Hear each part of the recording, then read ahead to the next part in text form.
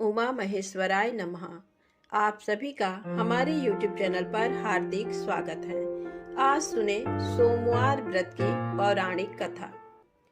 बहुत समय पहले वास्कल नामक गांव में बिंदुक नाम का एक ब्राह्मण रहता था। वह अधर्मी, दुरात्मा एवं महापापी था। उसकी स्त्री बहुत सुंदर थी। उसका नाम चंचुला था। वह सदा उत्तम धर्म का पालन करती थी, परंतु बिंदुक वेश्यागामी था। इस तरह कुकर्म करते हुए बहुत समय व्यतीत हो गया। उसकी स्त्री काम से पीड़ित होने पर भी स्वधर्म नाश के भय से क्लेश सहकर भी काफी समय तक धर्म भ्रष्ट नहीं हुई, परंतु आगे चलकर वह भी अपने दुराचारी पति के आचरण से प्रभावित होकर दुराचारिणी और अपने धर्म से विमुख हो गई। इस तरह दुराचार में डूबे हुए उन पति पत्नी का बहुत सा समय व्यर्थ बीत गया। वेश्यागामी, दूषित बुद्धि वाला वह दुष्ट ब्राह्मण बिंदुक समयानुसार मृत्यु को प्राप्त हो नरक में चला गया। बहुत दिनों तक नरक के दुखों को भोग कर वह मूढ़ बुद्धि पापी विंध्य पर्वत पर भयंकर पिशाच हुआ। इधर उस दुराचारी बिंदु के मर जाने पर वह चंचुला नामक स्त्री बहुत समय तक पुत्रों के साथ अपने घर में रहती रही। पति की मृत्यु के बाद वह भी अपने धर्म से गिरकर पर पुरुषों का संग करने लगी थी। सतियां विपत्ति में भी अपने धर्म का पालन करना नहीं छोड़ती। यही तो तप है। तप कठिन तो होता है, लेकिन इसका फल मीठा होता है। एक दिन दैव योग से किसी पुण्य पर्व के आने पर वह अपने भाई बंधुओं के साथ गोकर्ण क्षेत्र में गई। उसने तीर्थ के जल में स्नान किया एवं बंधुजनों के साथ यहाँ वहाँ घूमने लगी। घूमते घूमते वह एक देव मंदिर में गई। वहां उसने एक ब्राह्मण के मुख से भगवान शिव की परम पवित्र एवं मंगलकारी कथा सुनी। कथावाचक ब्राह्मण कह रहे थे कि जो स्त्रियां व्यभिचार करती हैं वे मरने के बाद जब यमलोक जाती हैं तब यमराज के दूत उन्हें तरह तरह से यंत्रणा देते हैं। वे उसके कामांगों को तप्त लौह दंडों से दागते हैं। तप्त लौह के पुरुष से उसका संसर्ग कराते हैं। ये सारे दंड इतनी वेदना देने वाले होते हैं कि जीव पुकार पुकार कर कहता है कि अब वह ऐसा नहीं करेगा, लेकिन यमदूत उसे छोड़ते नहीं। कर्मों का फल तो सभी को भोगना पड़ता है। देव, ऋषि, मनुष्य सभी इससे बंधे हुए हैं। ब्राह्मण के मुख से ये वैराग्य बढ़ाने वाली कथा सुनकर चंचुला भय से व्याकुल हो गई। कथा समाप्त होने पर सभी लोग वहां से चले गए। तब कथा बाँचने वाले ब्राह्मण देवता से चंचुला ने कहा, हे ब्राह्मण, धर्म को न जानने के कारण मेरे द्वारा बहुत बड़ा दुराचार हुआ है। स्वामी, मेरे ऊपर कृपा कर मेरा उद्धार कीजिए। आपके प्रवचन को सुनकर मुझे इस संसार से वैराग्य हो गया है। मुझ मूढ़ चित्त वाली पापिनी को धिक्कार है। मैं निंदा के योग्य हूँ। मैं बुरे विषयों में फंसकर अपने धर्म से विमुख हो गई थी। कौन मुझ जैसी कुमार्ग में मन लगाने वाली पापिनी का साथ देगा? जब यमदूत मेरे गले में फंदा डालकर मुझे बांध कर ले जाएंगे और नरक में मेरे शरीर के टुकड़े करेंगे, तब मैं कैसे उन महायातनाओं को सहन कर पाऊंगी? मैं सब प्रकार से नष्ट हो गई हूँ, क्योंकि अभी तक मैं हर तरह से पाप में डूबी रही हूँ। हे ब्राह्मण, आप मेरे गुरु हैं। आप ही मेरे माता पिता हैं। मैं आपके शरण में आई हूँ। मुझ अबला का अब आप ही उद्धार कीजिए। इस प्रकार विलाप करती हुई चंचुला ब्राह्मण देवता के चरणों में गिर पड़ी। तब ब्राह्मण ने उसे कृपा पूर्वक उठाया और इस प्रकार कहा, नारी, तुम सौभाग्यशाली हो जो भगवान शंकर की कृपा से तुमने वैराग्यपूर्ण ये कथा सुनी। कथा सुनकर समय से अपनी गलती का एहसास कर लिया है। तुम डरो मत और भगवान शिव की शरण में जाओ। उनकी परम कृपा से तुम्हारे सभी पाप नष्ट हो जाएंगे। मैं तुम्हें भगवान शिव की कथा सहित वह मार्ग बताऊंगा जिसके द्वारा तुम्हें सुख देने वाली उत्तम गति प्राप्त होगी। शिव कथा सुनने से तुम्हारी बुद्धि शुद्ध हो गई है और तुम्हें पश्चाताप हुआ है। तथा मन में वैराग्य उत्पन्न हुआ है। पश्चाताप ही पाप करने वाले पापियों के लिए सबसे बड़ा प्रायश्चित है। जो मनुष्य अपने कुकर्म के लिए पश्चाताप नहीं करता वह उत्तम गति प्राप्त नहीं करता, परंतु जिसे अपने कुकृत्य पर हार्दिक पश्चाताप होता है वह अवश्य उत्तम गति का भागीदार होता है। इसमें कोई शक नहीं है। शुद्ध चित्त में ही भगवान शिव व पार्वती का वास होता है। वह शुद्धात्मा पुरुष सदा शिव के पद को प्राप्त होता है। इस कथा का श्रवण सभी मनुष्यों के लिए कल्याणकारी है, अतः इसकी आराधना व सेवा करनी चाहिए। हे ब्राह्मण पत्नी, तुम अन्य विषयों से अपने मन को हटाकर भगवान शंकर की इस परम पावन कथा को सुनो। इससे तुम्हारे चित्त की शुद्धि होगी और तुम्हें मोक्ष की प्राप्ति होगी। जो मनुष्य निर्मल हृदय से भगवान शिव के चरणों का चिंतन करता है उसकी एक ही जन्म में मुक्ति हो जाती है। ये कहकर वे ब्राह्मण चुप हो गए। उनका हृदय करुणा से भर गया। वे ध्यान में मग्न हो गए। ब्राह्मण का ये उपदेश सुनकर चंचुला के नेत्रों में आनंद के आंसू छलक आए। वह हर्ष भरे हृदय से ब्राह्मण देवता के चरणों में गिर गई और हाथ जोड़कर बोली, मैं कृतार्थ हो गई। हे ब्राह्मण, शिव भक्तों में श्रेष्ठ स्वामीन, आप धन्य हैं। आप परमार्थदर्शी हैं और सदा परोपकार में लगे रहते हैं। साधो, मैं नरक के समुद्र में गिर रही हूँ, कृपा कर मेरा उद्धार कीजिए। जिस पौराणिक व अमृत के समान कथा की बात आपने की है उसे सुनकर ही मेरे मन में वैराग्य उत्पन्न हुआ है। उस अमृतमयी कथा को सुनने के लिए मेरे मन में बड़ी श्रद्धा हो रही है। कृपया आप मुझे उसे सुनाइए। कथा सुनने की इच्छा मन में लिए हुए चंचुला उन ब्राह्मण देवता की सेवा में वहीं रहने लगी। उस गोकर्ण नामक महाक्षेत्र में उन ब्राह्मण देवता के मुख से चंचुला भगवान शिव की भक्ति, ज्ञान और वैराग्य बढ़ाने वाली और मुक्ति देने वाली परम उत्तम कथा सुनकर कृतार्थ हुई। उसका चित्त शुद्ध हो गया। वह अपने हृदय में शिव के सगुण रूप का चिंतन करने लगी। वह सदैव शिव के सच्चिदानंदमय स्वरूप का स्मरण करती थी। तत्पश्चात अपना समय पूर्ण होने पर चंचुला ने बिना किसी कष्ट के अपना शरीर त्याग दिया। उसे लेने के लिए एक दिव्य विमान वहां पहुंचा। ये विमान शोभा साधनों से सजा था एवं शिवगणों से सुशोभित था। चंचुला विमान से शिवपुरी पहुंची। उसके सारे पाप धुल गए। वह दिव्यांगना हो गई। वह गौरांगी देवी मस्तक पर अर्धचंद्र का मुकुट व अन्य दिव्य आभूषण पहने शिवपुरी में पहुंची। वहां उसने सनातन देवता त्रिनेत्रधारी महादेव शिव को देखा। सभी देवता उनकी सेवा में भक्तिभाव से उपस्थित थे। उनकी अंग कांति करोड़ों सूर्यों के समान प्रकाशित हो रही थी। 5 मुख और हर मुख में 3 नेत्र थे। मस्तक पर अर्धचंद्राकार मुकुट शोभायमान हो रहा था। कंठ में नील चिन्ह था। उनके साथ में देवी गौरी विराजमान थी जो विद्युत पुंज के समान प्रकाशित हो रही थी। महादेव जी की कांति कपूर के समान गौर थी। उनके शरीर पर श्वेत वस्त्र थे तथा शरीर श्वेत भस्म से युक्त था। इस प्रकार भगवान शिव के परम उज्जवल रूप के दर्शन कर चंचुला बहुत प्रसन्न हुई।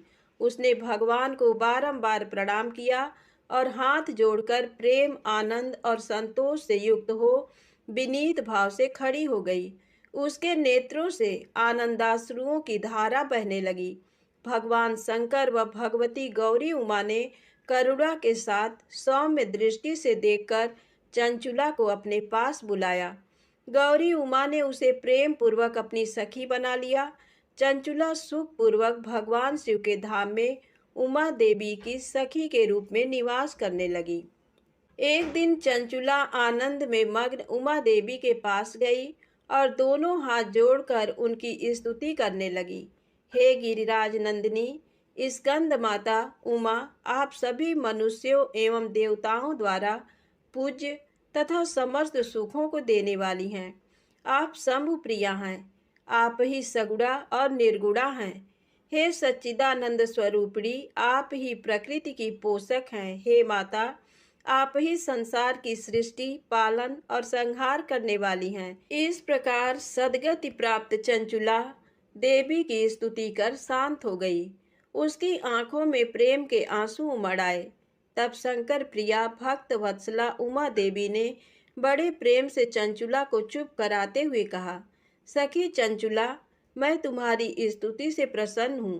बोलो, क्या वर मांगती हो? चंचुला बोली, हे गिरिराज कुमारी, मेरे पति बिंदुक इस समय कहाँ हैं? उनकी स्थिति कैसी है, मुझे बताइए और कुछ उपाय कीजिए ताकि हम फिर से मिल सकें। हे महादेवी, मेरे पति एक शूद्र जाति वेश्या के प्रति आसक्त थे और पाप में ही डूबे रहते थे। गिरिजा बोली, बेटी, तुम्हारा पति बिंदुक बड़ा पापी था, उसका अंत बड़ा भयानक हुआ।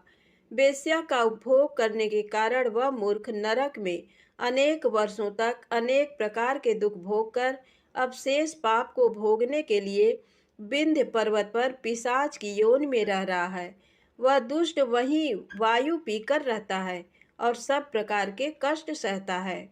गौरी देवी की ये बात सुनकर चंचुला अत्यंत दुखी हो गई। फिर मन को किसी तरह स्थिर करती हुई दुखी हृदय से माँ गौरी से उसने एक बार फिर पूछा, हे महादेवी, मुझ पर कृपा कीजिए और मेरे पापी पति का अब उद्धार कर दीजिए। कृपा करके मुझे वह उपाय बताइए जिससे मेरे पति को उत्तम गति प्राप्त हो सके। गौरी देवी ने कहा, यदि तुम्हारा पति भगवान शिव की पुण्यमयी उत्तम कथा सुने तो वह इस दुर्गति को पार करके उत्तम गति का भागी हो सकता है। अमृत के समान मधुर गौरी देवी का ये वचन सुनकर चंचुला ने दोनों हाथ जोड़कर मस्तक झुकाकर उन्हें बारंबार प्रणाम किया तथा प्रार्थना की कि मेरे पति को भगवान शिव की कथा सुनाने की व्यवस्था कीजिए। ब्राह्मण पत्नी चंचुला के बार बार प्रार्थना करने पर शिव प्रिया गौरी देवी ने भगवान शिव की महिमा का गान करने वाले गंधर्वराज तुम्बुरु को बुलाकर कहा, तुम्बुरो, तुम्हारी भगवान शिव में प्रीति है। तुम मेरे मन की सभी बातें जानकर मेरे कार्यों को सिद्ध करते हो। तुम मेरी इस सखी के साथ विंध्य पर जाओ, वहाँ एक महाघोर और भयंकर पिशाच रहता है। पूर्व जन्म में वह पिशाच बिंदुक नामक ब्राह्मण मेरी इस सखी चंचुला का पति था। वह वेश्यागामी हो गया था। उसने स्नान, संध्या आदि नित्य कर्म छोड़कर अपवित्र रहने लगा। क्रोध के कारण उसकी बुद्धि भ्रष्ट हो गई। दुर्जनों से उसकी मित्रता तथा सज्जनों से द्वेष बढ़ गया था। वह अस्त्र शस्त्र से हिंसा करता, लोगों को सताता और उनके घरों में आग लगा देता था। चांडालों से दोस्ती करता, वह रोज वेश्या के पास जाता था। पत्नी को त्याग कर दुष्ट लोगों से दोस्ती कर उन्हीं के संपर्क में रहता था। वह मृत्यु तक दुराचार में फंसा रहा। मृत्यु के बाद उसे पापियों के भोग स्थान यमपुर ले जाया गया। वहाँ घोर नरकों को सहकर इस समय वह विंध्य पर पिशाच बनकर रह रहा है और पापों का फल भोग रहा है। तुम उसके सामने परम पुण्यमयी पापों का नाश करने वाली भगवान शिव की दिव्य कथा का प्रवचन करो। इस कथा को सुनने से उसका हृदय सभी पापों से मुक्त होकर शुद्ध हो जाएगा और वह प्रेत योनि से मुक्त हो जाएगा। दुर्गति मुक्त होने पर उस बिंदुक नामक पिशाच को विमान पर बिठाकर तुम भगवान शिव के पास ले आना। माँ उमा का आदेश पाकर गंधर्वराज तुम्बरो प्रसन्नता पूर्वक अपने भाग्य की सराहना करते हुए चंचुला को साथ लेकर विमान से पिशाच के निवास स्थान विंध्य पर्वत पर गया। वहां पहुंचकर उसने उस विकराल आकृति वाले पिशाच को देखा। उसका शरीर विशाल था, उसकी ठोड़ी बड़ी थी। वह कभी हंसता, कभी रोता, कभी उछलता था। महाबली तुम्बरों ने बिंदुक नामक पिशाच को पासों से बांध लिया। उसके पश्चात तुम्बरों ने कथा बाँचने के लिए स्थान तलाश कर मंडप की रचना की।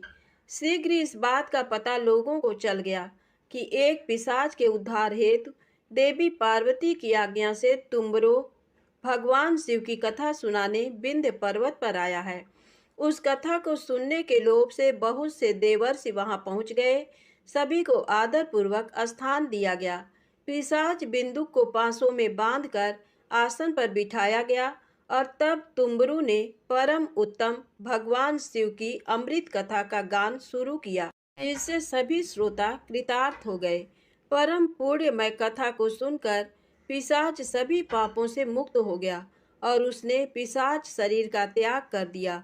शीघ्र ही उसका रूप दिव्य हो गया, उसका शरीर गौर वर्ण का हो गया, शरीर पर श्वेत वस्त्र एवं पुरुषों के आभूषण आ गए। इस प्रकार दिव्य देहधारी होकर बिंदुक अपनी पत्नी चंचुला के साथ स्वयं भी भगवान शिव का गुणगान करने लगा। उसे इस दिव्य रूप में देखकर सभी को बहुत आश्चर्य हुआ। उसका मन परम आनंद से परिपूर्ण हो गया। सभी भगवान महेश्वर के अद्भुत चरित्र को सुनकर कृतार्थ हो उसका यशोगान करते हुए अपने अपने धाम को चले गए। बिंदुक अपनी पत्नी चंचुला के साथ विमान में बैठकर शिवपुरी की ओर चल दिया। महेश्वर के गुणों का गान करता हुआ बिंदुक अपनी पत्नी चंचुला व तुम्बरू के साथ शीघ्र ही शिवधाम पहुंच गया। भगवान शिव व देवी पार्वती ने उसे अपना पार्षद बना लिया। दोनों पति पत्नी सुखपूर्वक भगवान महेश्वर एवं देवी गौरी के श्री चरणों में अविचल निवास पाकर धन्य हो गए। प्रेम से बोले शंकर भगवान गौरी माता की जय हो। अब आइए सुने मनोकामना पूर्ण करने वाली सोमवार व्रत की अगली पौराणिक कथा। इस कथा को श्रद्धा और भक्ति के साथ पूरा अवश्य सुनिएगा। एक समय की बात है, किसी नगर में एक साहूकार रहता था। उसके घर में धन की कोई कमी नहीं थी, लेकिन उसकी कोई संतान नहीं थी। इस कारण वह बहुत दुखी था।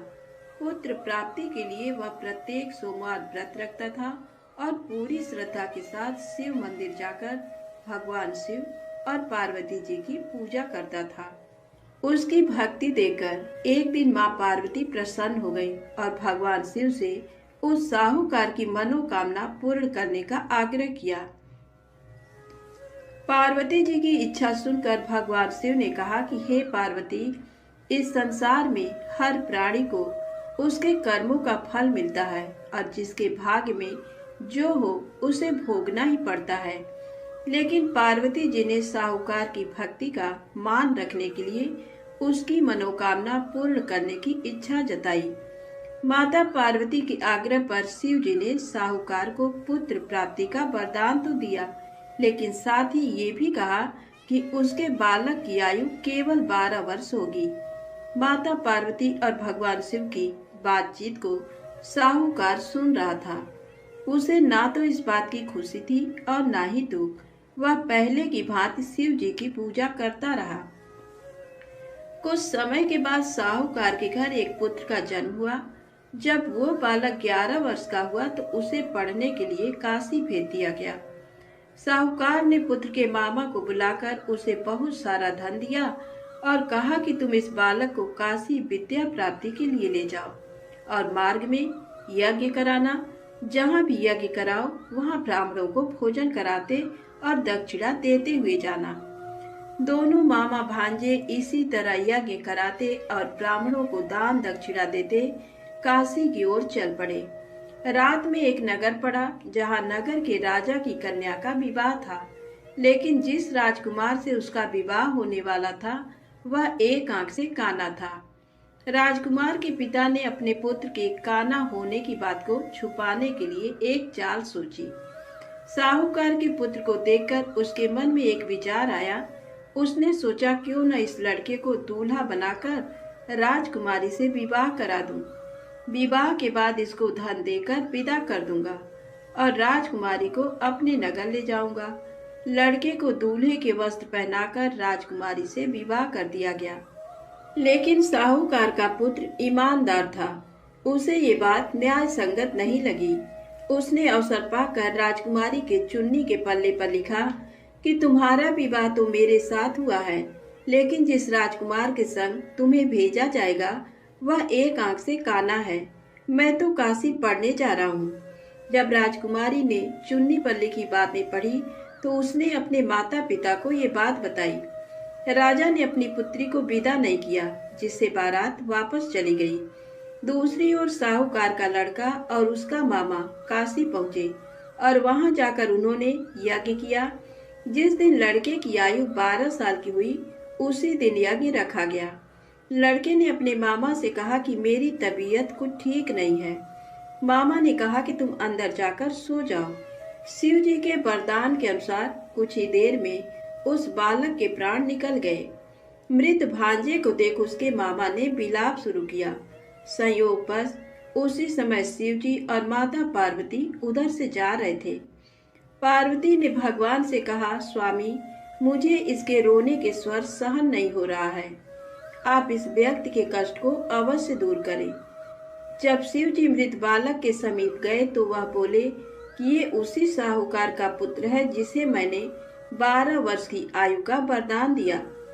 अब इसकी आयु पूरी हो चुकी है। लेकिन मातृभाव से विभोर माता पार्वती ने कहा कि हे महादेव, आप इस बालक को और आयु देने की कृपा करें, अन्यथा इसके वियोग में इसके माता पिता भी तड़प तड़प कर मर जाएंगे।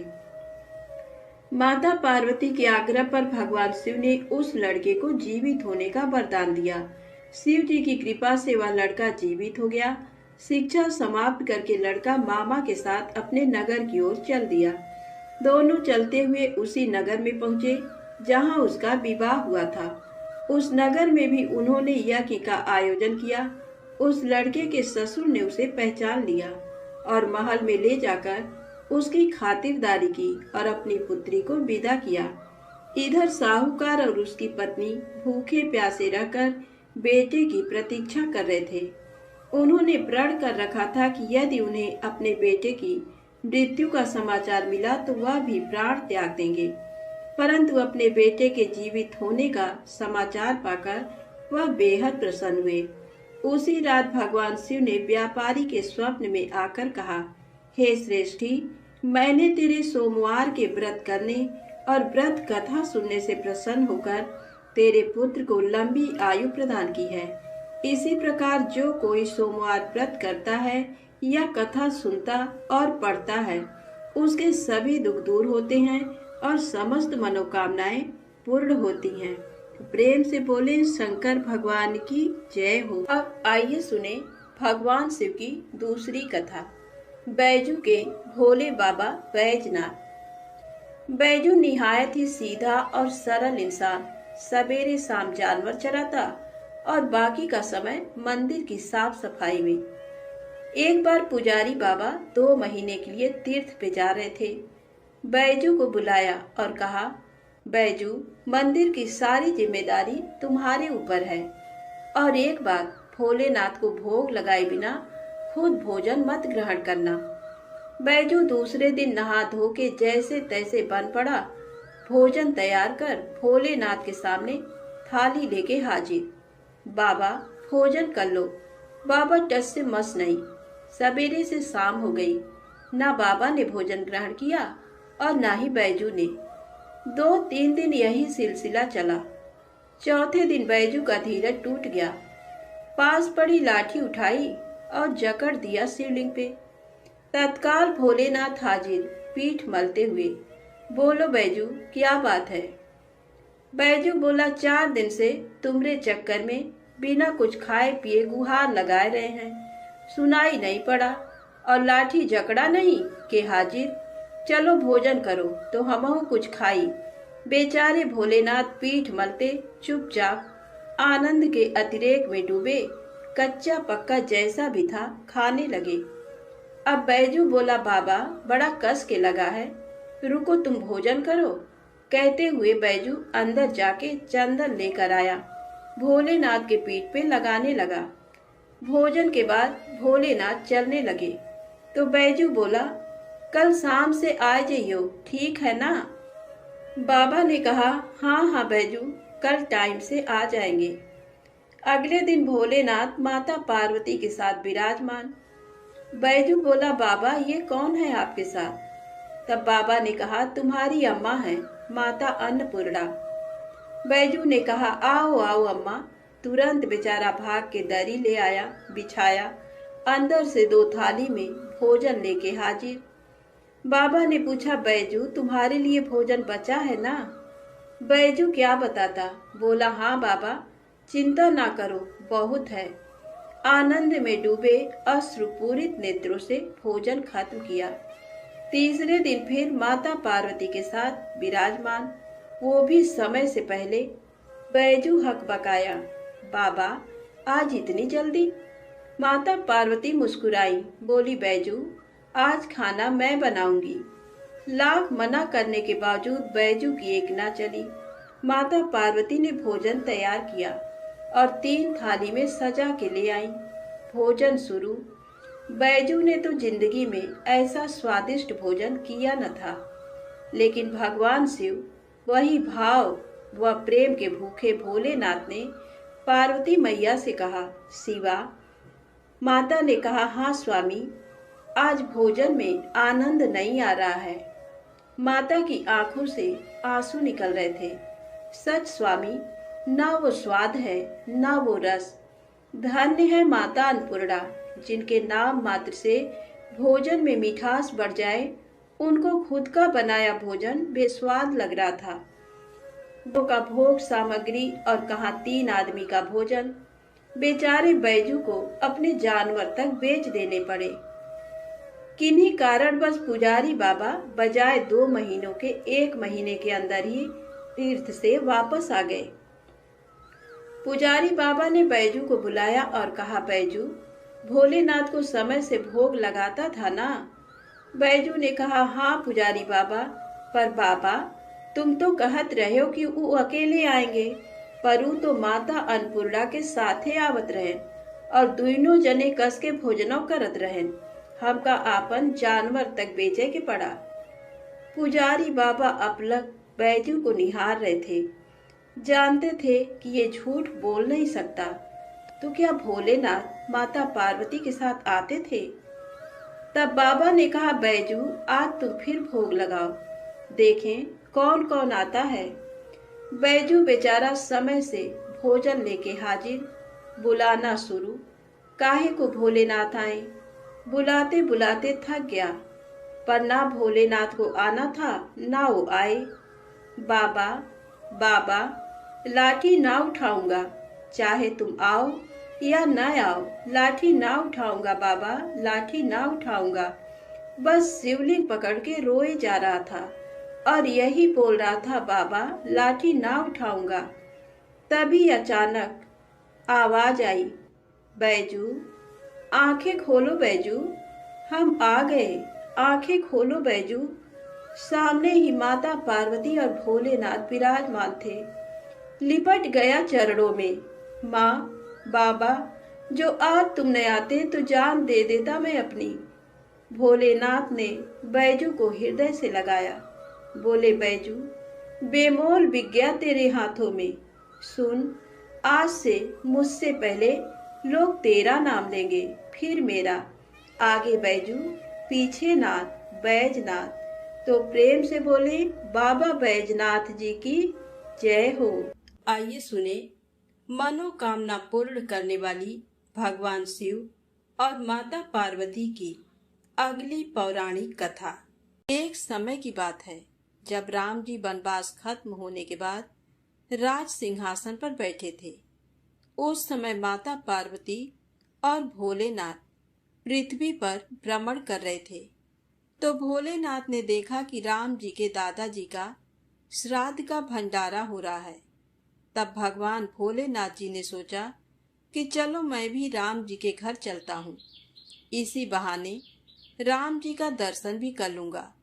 तो भोलेनाथ ने माता पार्वती से कहा, हे गौरा, तुम कैलाश धाम में जाओ और हमारे लिए भोजन बनाओ, मैं थोड़ी देर में आता हूँ। तो माता ने भोलेनाथ की बात मानकर कैलाश धाम को चली गईं और भोलेनाथ पहुँचे राम जी के घर और ब्राह्मण के साथ पंगत में बैठ गए और भंडारा खाने लगे। सभी ब्राह्मण को माता जानकी जी ने पेट भर भोजन खिलाया। उसके बाद सभी ब्राह्मण उठकर चले गए, लेकिन भोलेनाथ बैठे रहे। तब माता जानकी ने लक्ष्मण जी की धर्म पत्नी माता उर्मिला से बोला, सभी ब्राह्मण चले गए?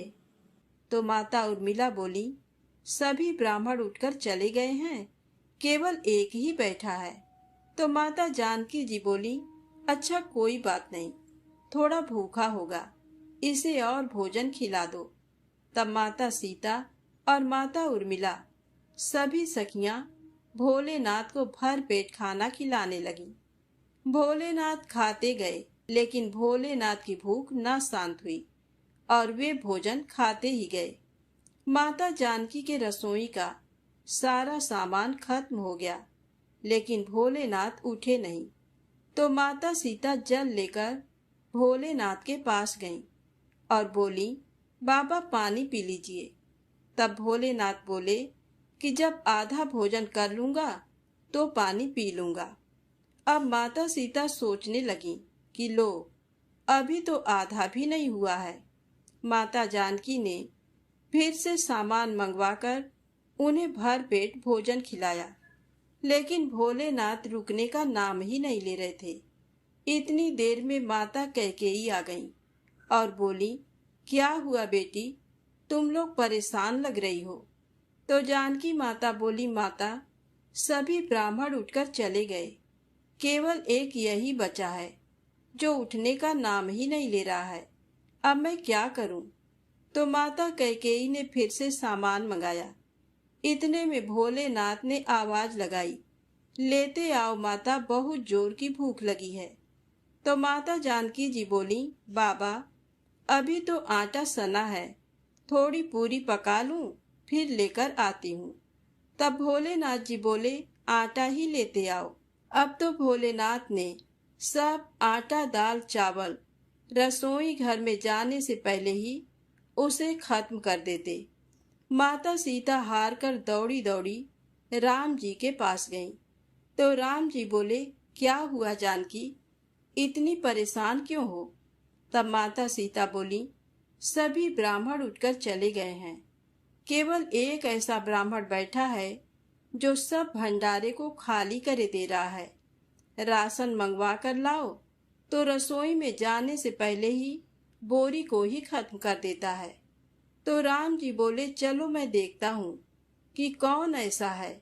राम जी गए तो देखते ही पहचान गए कि ये तो मेरे भोलेनाथ हैं। राम जी ने मन ही मन भोलेनाथ को प्रणाम किया और बोला, जानकी इनको कोई नहीं खिला सकता, इनको तो अन्नपूर्णा ही खिला सकती हैं। और राम जी ने मन ही मन माता पार्वती जी का आवाहन किया। तब माता पार्वती जी प्रकट होकर बोली, क्या हुआ श्री राम जी, आपने मुझे क्यों याद किया। तो श्री राम जी बोले, माता ये बाबा तो उठने का नाम ही नहीं ले रहे हैं, जरा देखिए तो। माता पार्वती जी बोली, किन्होंने तो कहा था कि पार्वती तुम कैलाश पर खाना बनाओ, दोनों साथ में खाएंगे, और स्वामी स्वयं यहाँ पर भोजन कर रहे हैं। तो माता पार्वती जी बोली, मैं देखती हूँ, रुको। और माता ने एक लड्डू भोलेनाथ जी की थाली में रख दिया। भोलेनाथ उस लड्डू को खाने लगे। अब तो भोलेनाथ खाते गए, लेकिन लड्डू खत्म ही नहीं हो रहा था। भोलेनाथ ने सोचा, ये लड्डू खत्म क्यों नहीं हो रहा है, और ये तो जाना पहचाना लड्डू लग रहा है। भोलेनाथ जी ने सोचा कि ये कौन सा लड्डू माता सीता उन्हें खिला रही हैं। तब उन्होंने नजर उठाकर माता सीता को देखना चाहा। तब सामने माथे पर लाल बिंदी लगाए स्वयं अन्नपूर्णा माता पार्वती खड़ी थीं। माता बोली, और कितने लड्डू रख दूं। माता पार्वती को देखते ही भोलेनाथ बोले, बस हो गया, और मेरा पेट भी भर गया है। भोलेनाथ उठ गए और सीताराम जी ने भोलेनाथ और माता पार्वती जी का बहुत बहुत आदर सत्कार किया। तब भगवान भोलेनाथ ने प्रसन्न होकर माता जानकी को अखंड सौभाग्यवती होने का वरदान दिया और दोनों जन अंतर ध्यान हो गए। तो प्रेम से बोले, शंकर पार्वती भगवान की जय। आइए सुने भगवान शिव माता पार्वती की अगली पौराणिक कथा। एक बार माता पार्वती ने भगवान शिव से कहा कि प्रभु, मैंने पृथ्वी पर देखा है कि जो व्यक्ति पहले से ही अपने प्रारब्ध से दुखी है, आप उसे और ज्यादा दुख प्रदान करते हैं, और जो सुख में है आप उसे दुख नहीं देते हैं। भगवान ने इस बात को समझाने के लिए माता पार्वती को धरती पर चलने के लिए कहा, और दोनों ने इंसानी रूप में पति पत्नी का रूप लिया और एक गांव के पास डेरा जमाया। शाम के समय भगवान ने माता पार्वती से कहा कि हम मनुष्य रूप में यहाँ आए हैं, इसलिए यहाँ के नियमों का पालन करते हुए हमें यहाँ भोजन करना होगा। इसलिए मैं भोजन की सामग्री की व्यवस्था करता हूँ, तब तक तुम भोजन बनाओ। जब भगवान के जाते ही माता पार्वती रसोई में चूल्हे को बनाने के लिए बाहर से ईंटें लेने गईं और गांव में कुछ जर्जर हो चुके मकानों से ईंटें लाकर चूल्हा तैयार कर दिया। चूल्हा तैयार होते ही भगवान वहां पर बिना कुछ लाए ही प्रकट हो गए। माता पार्वती ने उनसे कहा, आप तो कुछ लेकर नहीं आए, भोजन कैसे बनेगा? भगवान बोले, पार्वती अब तुम्हें इसकी जरूरत नहीं पड़ेगी। भगवान ने माता पार्वती से पूछा कि तुम चूल्हा बनाने के लिए इन ईंटों को कहाँ से लेकर आई? तो माता पार्वती ने कहा, प्रभु इस गांव में बहुत से ऐसे घर भी हैं जिनका रख रखाव सही ढंग से नहीं हो रहा है। उनकी जर्जर हो चुकी दीवारों से मैं ईंटें निकाल कर ले आई। भगवान ने फिर कहा, जो घर पहले से खराब थे तुमने उन्हें और खराब कर दिया। तुम ईंटें उन सही घरों की दीवार से भी तो ला सकती थी। तब माता पार्वती बोली, प्रभु उन घरों में रहने वाले लोगों ने उनका रखरखाव बहुत सही तरीके से किया है और वो घर सुंदर भी लग रहे हैं। ऐसे में उनकी सुंदरता को बिगाड़ना उचित नहीं होता। भगवान बोले, पार्वती यही तुम्हारे द्वारा पूछे गए प्रश्न का उत्तर है। जिन लोगों ने अपने घर का रखरखाव अच्छी तरह से किया है, यानी सही कर्मों से अपने जीवन को सुंदर बना रखा है, उन लोगों को दुख कैसे हो सकता है? मनुष्य के जीवन में जो भी सुखी है वो अपने कर्मों के द्वारा सुखी है, और जो दुखी है वो अपने कर्मों के द्वारा दुखी है। इसलिए हर एक मनुष्य को अपने जीवन में ऐसे ही कर्म करने चाहिए कि जिससे इतनी मजबूत व खूबसूरत इमारत खड़ी हो जाए, कभी भी कोई भी उसकी एक ईंट भी निकालने ना पाए। प्रेम से बोले शंकर भगवान की जय हो। आइए सुने गणेश जी की कहानी। एक गांव था जिसमें एक सेठ जी अपने परिवार के साथ रहते थे। सेठ जी का गांव के पास के ही शहर में बड़ा व्यापार था। सेठ जी गणेश जी की पूजा श्रद्धा एवं विश्वास से करते थे, जिससे सेठ जी के घर में अन्न धन के भंडार सदैव ही भरे रहते थे। उनके जीवन में किसी भी प्रकार की कोई कमी नहीं थी। नित्य प्रतिदिन नियम अनुसार रोज वो नदी पर नहाने जाते और आकर गणेश जी की पूजा करते, उन्हें भोग लगाते, फिर स्वयं भोजन करते थे। ये बात सेठानी जी को अच्छी नहीं लगती थी। वो धार्मिक नहीं थी और ईश्वर में इतना विश्वास नहीं रखती थी। एक बार सेठानी जी ने सोचा कि ये इतना गणेश जी को मानते हैं, गणेश जी की पूजा करते हैं, इससे होता क्या है, आज तो देखती हूँ वो कैसे गणेश जी की पूजा करते हैं। अगले दिन जब सेठ जी नदी पर नहाने जाते हैं तो सेठानी जी गणेश जी की मूर्ति को उठाकर मूर्ति को कपड़े से ढककर बगीचे में जमीन में दबा देती हैं। जब सेठ जी नदी पर से नहाकर घर आते हैं और देखते हैं कि गणेश जी की मूर्ति तो मंदिर में नहीं है, तो वो सेठानी से पूछते हैं, गणेश जी की मूर्ति मंदिर में नहीं है, कहाँ गई? तो सेठानी जी बोलती है, मुझे नहीं मालूम, मूर्ति को घर में बहुत ढूंढते हैं उस दिन, क्योंकि वो गणेश जी को भोग नहीं लगा पाए थे। इसके लिए सेठ जी ने अन्न जल का भी त्याग कर दिया और गणेश जी से प्रार्थना करने लगे कि हे प्रभु, लगता है आप मुझसे रुष्ट हो गए हो और कहीं चले गए हो। आप अपनी कृपा दृष्टि मुझ पर बरसाइए, प्रभु मुझे दर्शन दीजिए। सेठ जी ने मन ही मन सोचा कि अब से जब तक आप मुझे मिल नहीं जाते मुझे दर्शन नहीं दे देते तब तक मैं अन्न जल का त्याग करता हूँ। वो दिन पूरा निकल गया। रात्रि में सेठ जी की भक्ति से प्रसन्न होकर गणेश जी भगवान ने स्वप्न में भगवान एक छोटे से चूहे के साथ खेल रहे होते हैं और चूहे को खाने को लड्डू देते हैं। चूहा लड्डू लेकर बगीचे में जाता है और जमीन को खोदता है और लड्डू वहीं डाल देता है। अचानक सेठ जी की नींद खुल जाती है। सेठ जी बगीचे में जाते हैं और वहीं खोदते हैं जहां उन्होंने सपने में देखा था, और वहीं से उनको थोड़ी सी जमीन खोदने पर कपड़े में लिपटे हुए गणेश जी की मूर्ति मिलती है। सेठ जी गणेश जी की मूर्ति की पूजा करके उनको यथास्थान स्थापित करते हैं और सेठानी के पूछने पर सारा वृत्तांत उन्हें सच सच बताते हैं। बात को जानकर सेठानी जी को आश्चर्य होता है और सेठानी जी मन ही मन श्रद्धा एवं विश्वास से गणेश जी भगवान की भक्त बन जाती हैं और सेठ जी से कहती हैं कि मुझसे बड़ा भारी अपराध हो गया है।